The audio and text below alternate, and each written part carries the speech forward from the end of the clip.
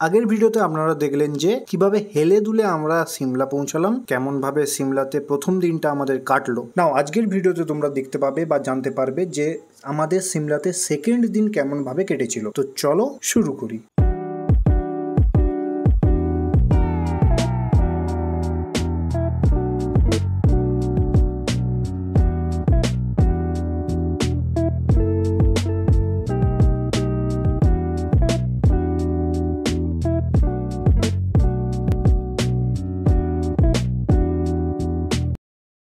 সকালে আমাদের হোটেলের ছাদ থেকে এই ভিউটা পাওয়া যায়, তবে এই ভিউটা খালি চোখে দেখা আর ক্যামেরাতে সেই সেম ভিউ অতটা ফিল করা যায় না। আজকের দিনটা এখন থেকে শুরু হলো ঠিকই, তবে কালকে রাতের ঘুমটা হোটেলে এসে দারুণ হয়েছে। এতটাই দারুণ হয়েছে যে বুঝতেই পারলাম না যে এখানে ঘুরতে এসেছি না ঘুমোতে।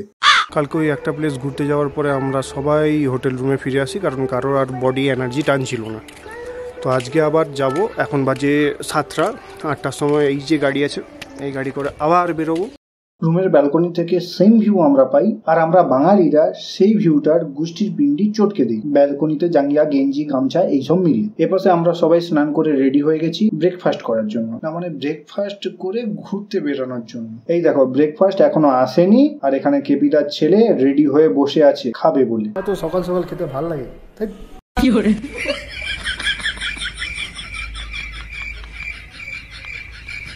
তো সকাল সকাল খেতে ভালো লাগে তাই।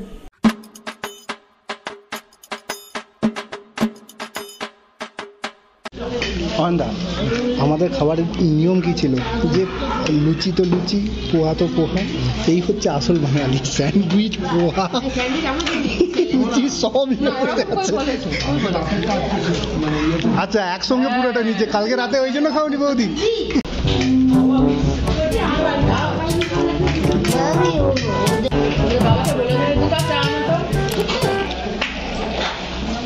আচ্ছা ঠিক আছে। আরে 3টে তখন আমরা রাক্ষসের বাচ্চা, এরা জানেনি।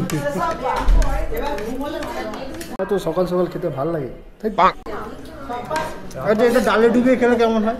আরে এই দেখো, আমি তো ভাবছিলাম এখানে আলুর দম লুচির সঙ্গে আলুর দমের বাটিতে জ্যাম রুটি ডুবিয়ে খাওয়া চলছে, তার মানে আমি একা পাগল তো নয়। খাওয়া দাওয়া কমপ্লিট করে আমরা গাড়িতে উঠে পড়ি। এখন আমরা যাব কালিকা তিব্বা টেম্পল বা কালী তিব্বা টেম্পল, যেটা অবস্থিত চেইলে। যাওয়ার পথে রাস্তায় পড়বে চেইল প্যালেস, যেখানে আমরা ফেরার সময় ঢুকবো।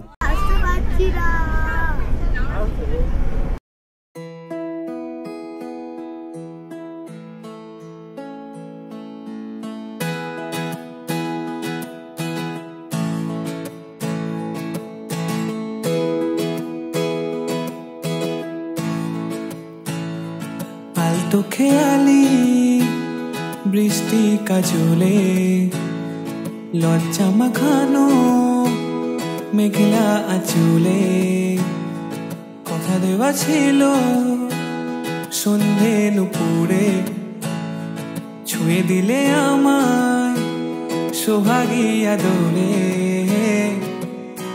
মনে রে বলি শুন, তুই ছাড়া কে আপন, মনে রে যাস না ছেড়ে মিথ্যে বাহানায়, মনে রে কাছে আয় আকাশ খোলা জানালায়, তোর বুকে মাথা রাখি নরম জোছনায়।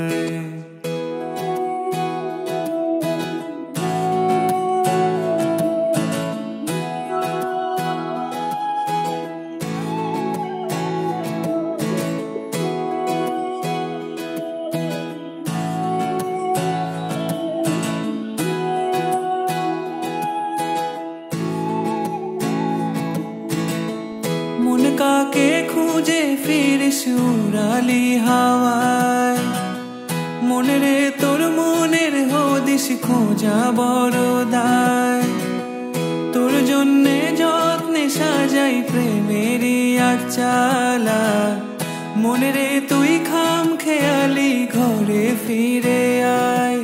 ও মনে রে কোথায় মনের মানুষ পাওয়া যায়, তাকে মনের ঘরে আগুন দিয়ে রাখিস পাহারায়, মনে রে ছাড়া কে আপন, মনে রে যাস না ছেড়ে মিথ্যে বাহানায়, মনে রে কাছে আয়, আকাশ খোলা জানালায়, তোর বুকে মাথা রাখি নরম জোছনায়। আলতো খেয়ালি বৃষ্টি কাজলে, লজ্জা মাখানো মেঘলা আঁচলে, কথা দেওয়া ছিল সন্ধে নুপুরে, ছুঁয়ে দিলে আমায় সোহাগী আদরে,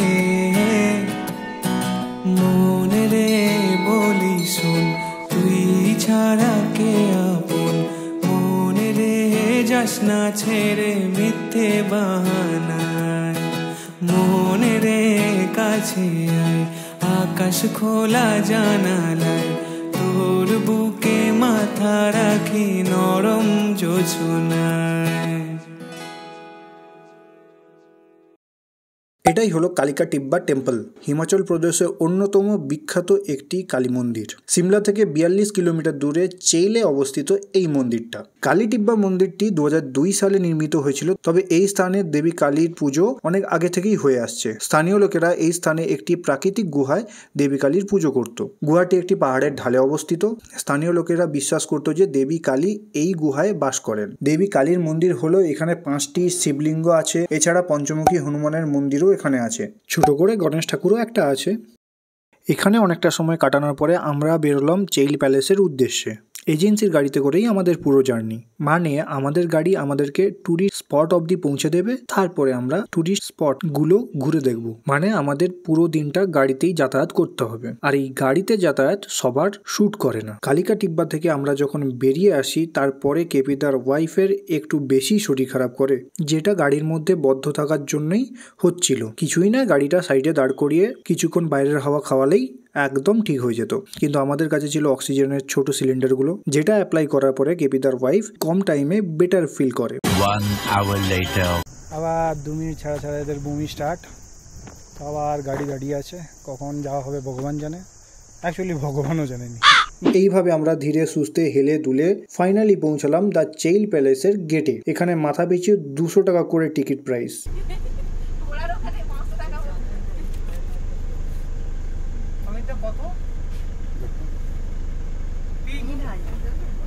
চেইল প্যালেস ভারতের হিমাচল প্রদেশের চেইল শহরে অবস্থিত একটি ঐতিহাসিক প্রাসাদ। এটি 1891 সালে পাটিয়ালার মহারাজা ভূপেন্দর সিং এর দ্বারা নির্মিত হয়েছিল। পাটিয়ালির মহারাজা ভূপেন্দর সিং ব্রিটিশ শাসনের বিরুদ্ধে একটি বিদ্রোহের নেতৃত্ব দিয়েছিলেন। এর ফলে ব্রিটিশরা তাকে পাটিয়ালা থেকে নির্বাসিত করে।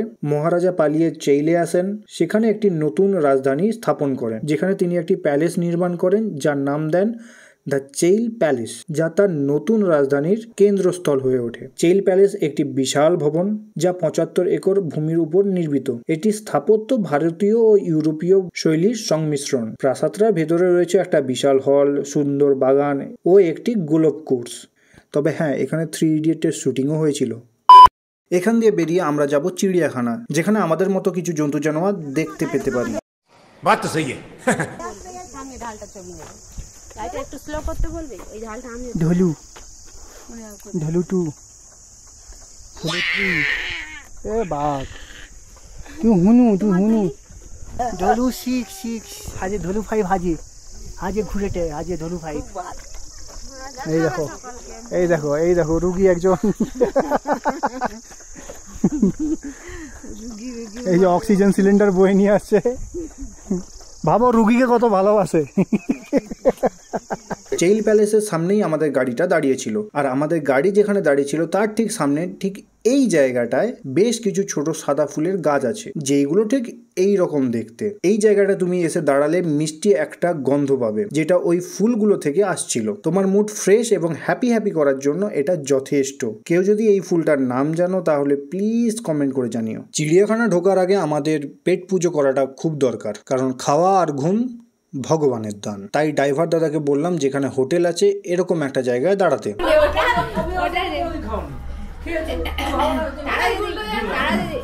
এই দেখো আমাদের থুপ্পা চলে আসছে, থুপ্পা এদিকে এক প্লেট ওদিকে দিস সাইড এটা নিয়ে নাও রেখে দাও আগে আর একটা থুপ্পা বলে দাও এটা এটা নিয়ে নাও আর একটা থুপ্পা বলে দাও এটা নিয়ে দাদা খাবে তোমাদের মোমো ভুলে গেছে। তাহলে অত ঝাল ওয়ান টান খাওয়া দাওয়া কমপ্লিট করে আমরা যখন চিড়িয়াখানায় পৌঁছাই তখন ঠিক বাজে বিকাল 4:45। গাড়ি থামিয়ে যখন টিকিট কাটি তখন 5টা বেজেই গেছে, আর 5:30 অবধি এই পার্ক খোলা থাকে। টিকিট কাউন্টারে যখন টিকিট কাটলাম তখন জানতে পারলাম যে ল্যাপার্ড দেখতে পাবো না, কারণ ল্যাপার্ডের ফিডিংয়ের টাইম এটা। তাই বাকি কিছু পশু পাখি দেখে যখন আমরা বেরিয়ে আসি তখন সন্ধে নেমে গেছে।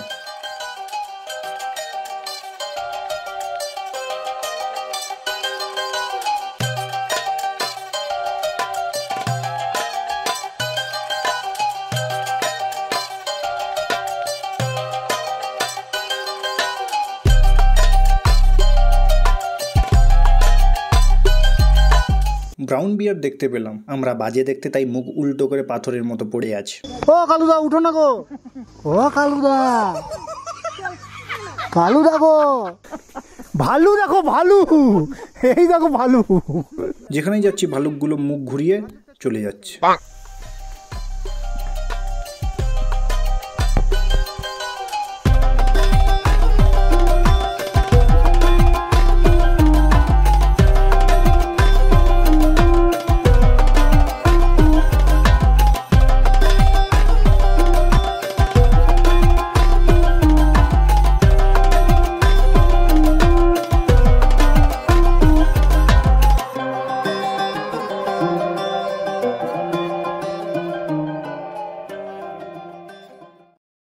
ये देखो हमारा बोनो बिड़ाल, अच्छे से देख लीजिए, कहीं पर भी रास्ते में मिले तो कूट देना। ओके, অনেকগুলো হর্স, তাই না মামা? হর্সের ওখান দিয়ে বেল বাজছে কেন? হর্সের ওখান থেকে টিং টিং টিং টিং বেল বাজছে না কেন? ওদের পায়ের ছাপ, ওর পায়ের ছাপ তো। আচ্ছা, ওদের পায়ের ছাপে ওরকম আওয়াজ হয়? अच्छा अच्छा, ठीक है, ओके। ये ऑक्सीडाइज्ड होता है, इसका कलर नहीं जाता, चाहे डेली पहनो, पानी में पहनो, जैसा मर्जी। हाँ, ये ऑक्सीडाइज है, सोना लग रहा है ये वाला तो। ये सिल्वर ऑक्सीडाइज, ये गोल्डन ऑक्सीडाइज। जी जी जी, आप लोग को ज्यादा नॉलेज है, हम तो बेच रहे हैं, आप पहनता है। দেখো কোনটা ভালো লাগছে। চিড়িয়াখানা থেকে বেরোতে বেরোতে সন্ধ্যা হয়ে যায়, আর চিড়িয়াখানার বাইরে ছিল কিছু দোকান, তো সেখান থেকে আমরা কিছু টুকটাক জিনিস কিনে হোটেলে ফিরতে থাকি। কিন্তু কপাল ছিল খারাপ, গাড়ির কোনো একটা সেন্সার কাজ করছিল না, যে কারণে গাড়ির এক্সেলেটার সেইভাবে কাজ করছিল না। ড্রাইভার দাদা প্রবলেমটা ঠিক করতে চাইলেও প্রবলেমটা ঠিক হয়নি, যে কারণে হোটেলে গাড়ি পৌঁছতে প্রায় 11টা বেজে যায়। তারপর আর কি, খেয়ে দিয়ে পেট মোটা করে ঘুম।